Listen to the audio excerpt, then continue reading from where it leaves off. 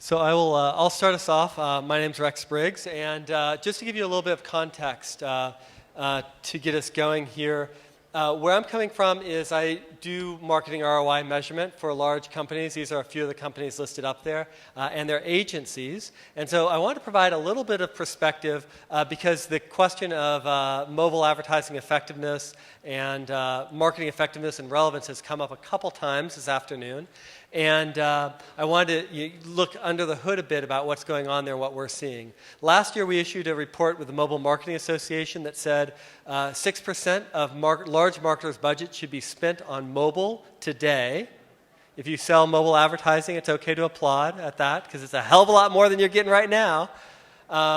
And part of the challenge that I think we have is that making sure that marketers understand where that value comes from. There's a whole lot more we need to do to attach data and so forth. And Gil and I are going to do a bit of a fireside chat about that topic, and Gil's been very thoughtful about that area.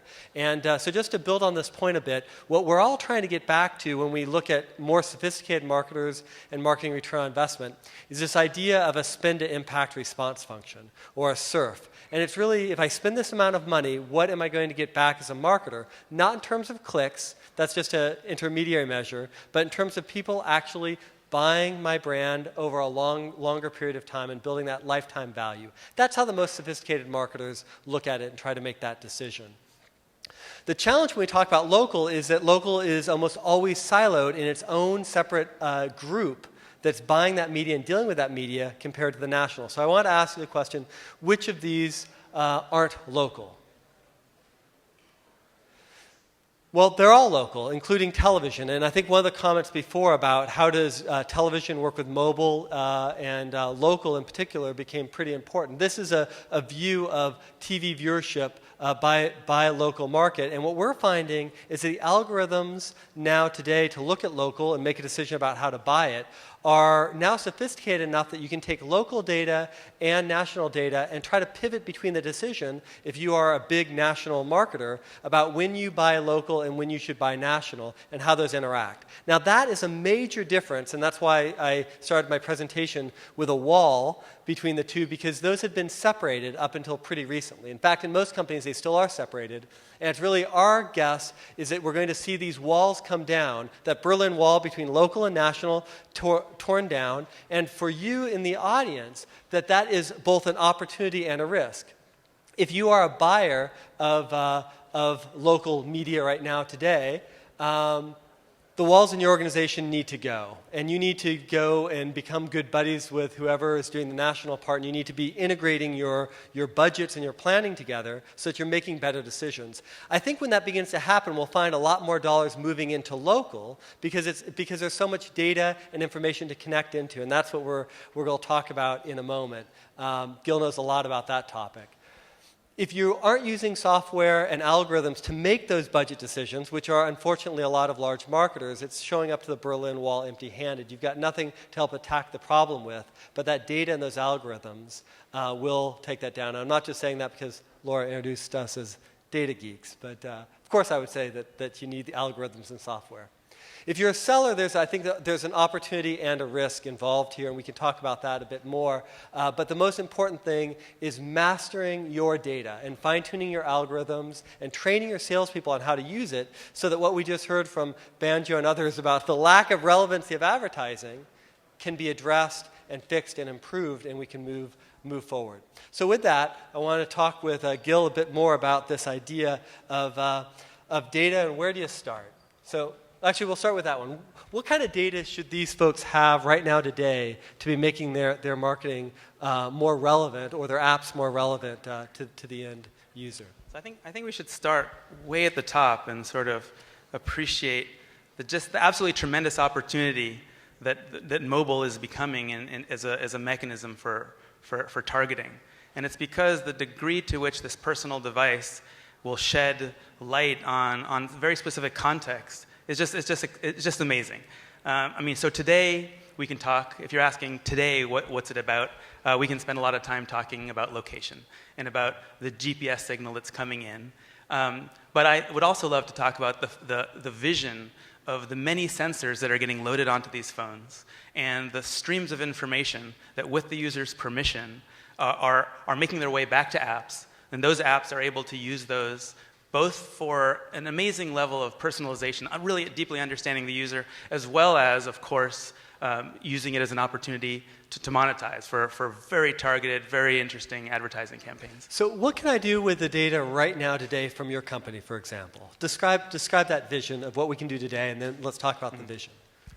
The data we've aggregated is all around location. We have our global places database. It's about 65 million businesses and points of interest across the globe. So by understanding the mapping from a specific lat long that might be coming back to you through an ad exchange, let's say.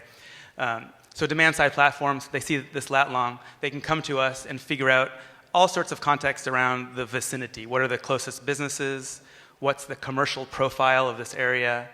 We're bringing in additional third-party, for example, census data. But the core would be, where are you right now? What's the category of business? And from that, you can make a lot of inference. And we've heard about this a few times today. You can figure out what's their intent, what's their mindset, what are they doing, what might they be interested in. Now, some of the comments earlier today were about how often the lat long that's being sent in is just bogus. By the way, if those companies get measured by firms like mine, they will get found out, because you're not going to get sales if you've targeted someone with a message that's not relevant. How can you help solve making sure that lat long information is more often correct, and that we don't see a world with bogus information? Or can you also help as a verification service if you're thinking that, hey, someone gave you a lat long, is that correct information? Tell me a little bit about how you see that working. So as a location platform, we're certainly in this position where many companies use our API from large to small, and for many different contexts. And so we're learning a heck of a lot about how services are using information through our platform. So we are starting to learn about the quality of these GPS, these location, these geosignals. And so we are approaching a point where we'll be able to share that benefit just based on the big data around it. Just the number of points you see, you get to learn a lot. But I think that all the work that other companies are doing around measuring efficacy. Okay, I got it. And I haven't even started drinking yet. But that's coming soon, guys. Of these campaigns, I think those that are falsifying this information one way or another, or the systems that are not accurately portraying location, I think it'll work its way out, and pretty soon people will no longer have this incentive to make those things, those fudge factors. Sure. So let's go and take the example that we heard from our friends at Banjo about the idea of this playing Angry Birds and getting an insurance ad when that's totally not relevant to you as a person. How might your software have changed that, or how might data change that to be a more relevant message? So, so Angry Birds today, the feeling generally is that a lot of these advertisements are even less targeted than what we experienced on the web, because you don't have the retargeting, and you don't have as mature of a landscape for leveraging cookies. And so you're wondering, how far along the curve we are. Yeah, exactly. Or what should a marketer be doing, or someone who has the software technology, to make sure that they aren't under leveraging that richness and value of information? Yeah. So there's many. I think we heard a statistic today that something like 1/3 of apps that are downloaded are pulling location information. A lot of those are location-based services. Some of those aren't, but are still pulling location information for other reasons. And so there is certainly an opportunity for those companies to, again, with the user's permission, in accordance with their privacy policies, to leverage those in a safe way to run campaigns that are better targeting the mindset and intent of the user based on their location.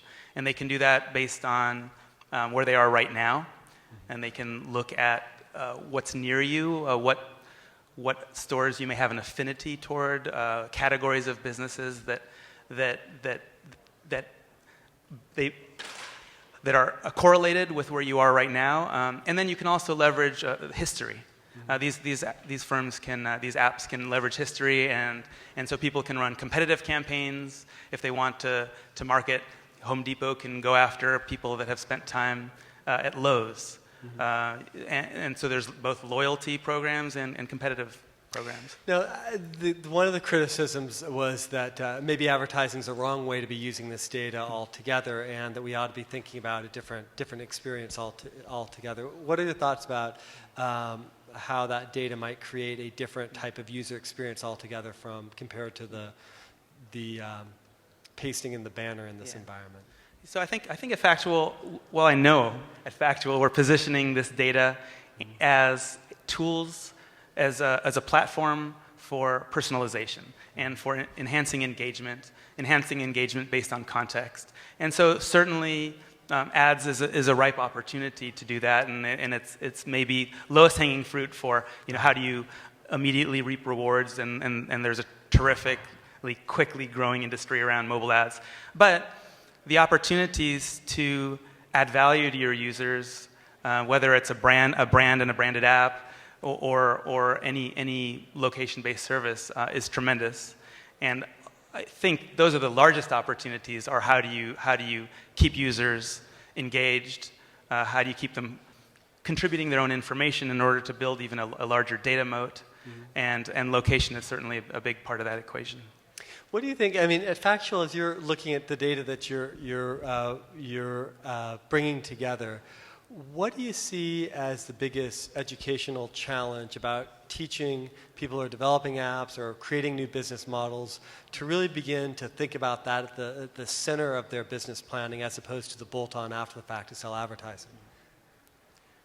Well, I mean, a challenge, I would say, is the same challenge that many companies feel in this environment where everybody says you should leverage big data, but it's challenging. And you should leverage it. And so we certainly have this thesis that there is huge opportunity to combine many different data sets. You have the data that's coming from your own users. And then there are many third-party data sets that are available. There's social signals out there. Factual has this mapping of the offline world. And then there's many others. And the pressure is to how do you use all of it. You can't hire the engineers quickly enough to bring it all together. So what we really need is our third-party companies that are building tools that make all of this actionable. And many of them have been presenting today. Some of them are our partners. And so you have companies like a Moment Feed that's helping a company connect offline data with online and with all the social, and unify that and bring it together. I think there's lots of opportunities for new companies to combine the data and make the data as easily actionable as possible. Gotcha. And just as a check here, how many of you have advertising as a core part of what you need to work for your business model to work? Ability to monetize what you're doing? Only 3 people. Okay, so sir, you didn't raise your hand. What do you do, just so we know where other people are coming from? Yeah. Okay, gotcha. So you saw the data. Perfect. Pick on one of your own employees who didn't raise his hand. So it looked like there was some lukewarm, advertising.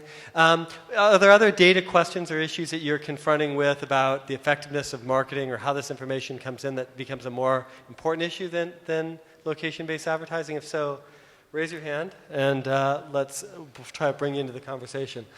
While they're thinking about there's something more interesting than the location-based targeted data, I'm interested in the vision for the future, where you see from where we're at today to where we're going to get to in 2-3 years, and what you think marketers need to be doing or businesses need to be doing with this data. What's going to be different in 3 years from now? I think the trend we're talking about today, simply of transitioning to one to where you can, at scale, at national scale, leverage pockets of inventory and pockets of hyper-local targeting. That's a challenge. That's a challenge that a number of companies here are working on various solutions to fix, and I think that's a really exciting one. It requires lots of thinking across the stack of what do these new campaigns look like. That's right. What sort of new UIs, maybe dynamic UIs, are going to leverage the knowledge of the individual to make it even more the experience with the ad even more contextual and dynamic. And I think and what that's going to do is bring us more engagement, more targeted. Generally, it's going to lift the boat for everyone. Sure. Does it surprise you? Because it surprises me how slow and marketers and businesses have been, even sophisticated ones who are used to sophisticated direct marketing and data pins, to really understand how important and valuable that local information could be in their core day in, day out business model. It still feels like it's a skunk works off to the side rather than it being. It hasn't come up with any of the CMOs that I work with as being something unless I've brought it up. And does that surprise you that they haven't quite recognized what this data and information might mean for their relationships with their customers? I mean, it's not easy to intuit how data is going to be actionable until you've seen it, until you see the use cases. There was a time where, there was a time where it didn't make sense that advertising should be contextual based on the location on the web, that it should match. And then people started seeing it, started seeing AdSense and started seeing contextual ads, and it made sense that advertisers, especially performance-based advertisers, are going to move toward that world where you're going to have high click-throughs, where people are thinking about something right now and are going to feel an affinity toward a certain kind of ad unit, and they start clicking on it. I mean, I think. But do you think the click-through is part of what's holding us back, though? Because in the mobile part, the natural response isn't to necessarily click unless you're doing a competitive advertising to try to get someone who's showrooming and get them to shift and buy from your digital platform rather than the physical store. I mean, if I were to show you an advertisement for one of our clients, Budweiser right now, I don't think that you'd click on it, but you might have one, in 7 minutes and 9 seconds from now. Right. I mean, so when you think about the data signal that you're getting back, you've got the location information down, and you've got attachment to a lot of other data that could predict that someone might want a beer around this period of time in this location, this venue coming up soon. What do you think about that? The ad industry and the relationship to the data. What changes their notion of how it can be directly actionable? Yeah, it's interesting. I think that we're lacking a signal back in mobile about the effectiveness post without having it be a click. And I think your data might become very useful to be able to say, well, we know that this person was exposed to some advertising. Did they end up at a retail outlet where they could have potentially bought that information? And can we attach it to their sales data or a CRM database? And one of the clients we've worked with is Victoria's Secret. And I can imagine if you've advertised with Victoria's Secret, you have them exposed to that in the certain relevant area, and then they end up back in location data showing back up in a Victoria's Secret store, that's pretty interesting. And then when you look up to see what they bought, and you can begin to say, well, did that advertising increase what they put in the shopping basket? Mm-hmm. That kind of completes the loop. I'm wondering, is that happening with any of the clients right now that are looking at that data, trying to think about how do I put this information together to get a better view of effectiveness? I mean, I know it is. We don't work directly with the brands and the ad agencies, so we're not directly. But the data involved. exists then, so it could happen today Right. if the smart people out here put that together for them. Okay. Right. I mean, there's also interesting tools people are building to correlate sales. In order to optimize, cross-channel, ad strategies across many channels. The other interesting thing from just talking one data person to the other is that there isn't really a feedback loop when someone doesn't like the advertising. So we get a positive signal when someone clicks on it. We can get a signal if someone decides to buy it, without click, if you use the right algorithms and analysis, like firms like my company does. But you don't really get a signal for people downvoting and saying that's not relevant, don't show that to me again. There's been a couple efforts where people can turn off those ads, but what about integrating that into the data part so that when you combine it with the location, you can begin to see that type of advertising is more of a turn off than a turn on. Is that something that you see happening? Well, we've seen our job as providing the underlying data layer, the data platform, so that this raw information is as easy as possible to pull from us, through our simple, easy to sign up for APIs. People sign up on a freemium basis just to get going without even talking to us. So some of the DSPs are doing this higher level of trying to understand what types of campaigns don't work, so that they don't offer those in the future, or so that their machine learning systems will know not to correlate this location or people within this location with this kind of ad campaign. So, higher up in the stack, I think there's a tremendous opportunity for systems to better predict, to build these predictive models around what types of campaigns work. What would you most like to do next at Factual in terms of enhancing the data or the information or the APIs? You've made it really easy for people to get to a lot of data if they're an app developer or they're building these sites and so forth. What do you want to do next for the industry? There's companies that don't yet know how to use the location data that they've collected. And so we have this GeoPulse context product, which I mentioned earlier, which adds rich content to that lat long. We think there's more to do there, and so we'd like to help companies in any way that we can to help them with personalization. So we're talking to a lot of companies. We're looking for a lot of feedback on how do they want to understand their user. What types of segments can they place their users into in order to better serve this audience. The other one, and I did say if anyone did have a question and so forth, I'll bring you into the conversation. Gone. Okay, then I get to ask my last question. So, one of the things we talked about was the evolution of the sensors, because right now you can get a burst of information about location information, but it's not always on. So the ability to track someone's history and tracing ends up being almost like a snapshot here and there, as opposed to a rolling picture. Tell me a little bit about how you see the sensors changing the game when you've got so much more data of where people are going all the time, as opposed to just a snapshot of when they've turned on the. How does the census change? Or the sensors that are lower battery powered consumption, so that they can be always on as opposed to just periodically on. Yeah, so we've spoken to a number of companies that are trying to figure out how can you allow an app to better serve the user by collecting information more frequently without overwhelming the battery, and that's been, like you said, that's been a big challenge. As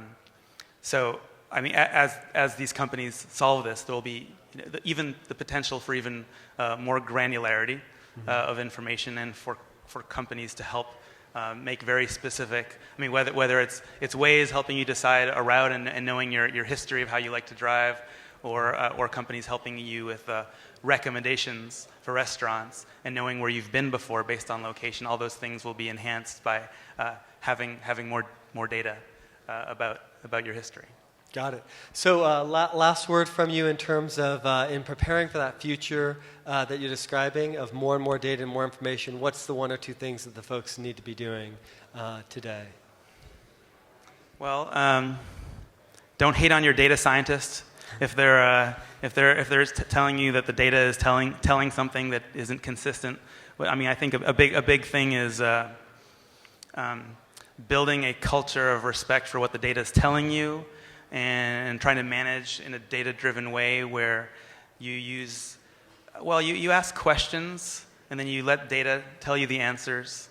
I think there's all sorts of hidden patterns in this data, and it's going to take a lot of us working in different ways to figure out all the new possibilities that there are to enhance this mobile industry, which again I think it's just amazing to see the acceleration. You have the acceleration of usage, users, and then now the acceleration of amount of information that's coming off of it. And if you put it all together, it's just an absolute explosion of opportunity. I love that, an explosion of opportunity. So we'll leave it at that. Thank you very much, Gil. Good seeing you. Thanks, Rex. Appreciate it. Thank you, everyone.